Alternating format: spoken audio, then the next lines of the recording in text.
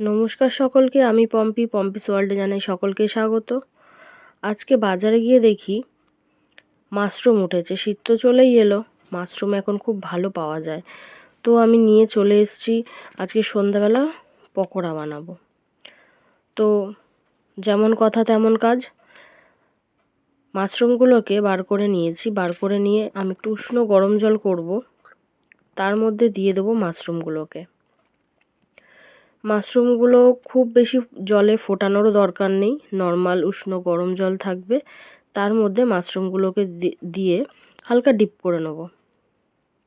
হালকা ডিপ করে নিয়ে সেগুলোকে আমি একটা ঝুড়ির সাহায্যে জলটাকে ছেঁকে নেব। কোনো রকম জল যেন না থাকে, সেটিকে জলটা ছেঁকে নিয়েছি দেখো একটা ঝুড়ির মাধ্যমে।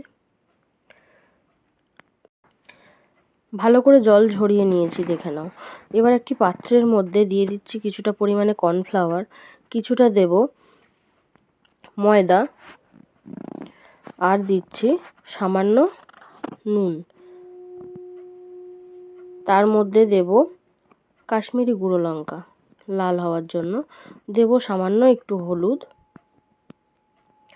দিয়ে তার মধ্যে আমি একটি পেস্ট বানিয়েছি। পেস্টটির মধ্যে রয়েছে আদা, রসুন, লঙ্কা বাটা, হালকা একটু জিরে বাটা। সেই পেস্টটিকে আমি এর মধ্যে দিয়ে দিচ্ছি। দেব একটু কুচনো ধনেপাতা, দিয়ে সামান্য একটু জল দিয়ে অল্প অল্প করে ব্যাটারটিকে বানাতে থাকবো। একটা সুন্দর একটা, যতক্ষণ না ব্যাটার রেডি হচ্ছে ততক্ষণ অল্প অল্প করে জল দিয়ে এটা বানাতে থাকবো। দেখো কি সুন্দর একটা ব্যাটার তৈরি হয়ে গিয়েছে। এই ব্যাটারের মধ্যেই আমি মাশরুমগুলো যে রয়েছে সেগুলোকে দেব। মাশরুমের মাঝখানে একটু গিট মতন আছে, সেটাকে একটু হাত দিয়ে চেপে চেপে নেব। চেপে নিলে এটা একটু হালকা হয়ে যাবে, যাতে ভাজার সময় অসুবিধা না হয়।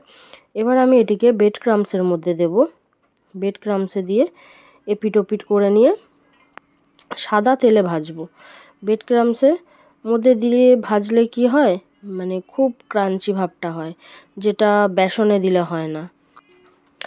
ভালো করে আমি ব্রেড ক্রাম্বসে দেখো এপিট ওপিট করে ভালো করে মাখিয়ে নিলাম। মাখিয়ে নিয়ে এবার আমি সাদা তেলে ভাজবো।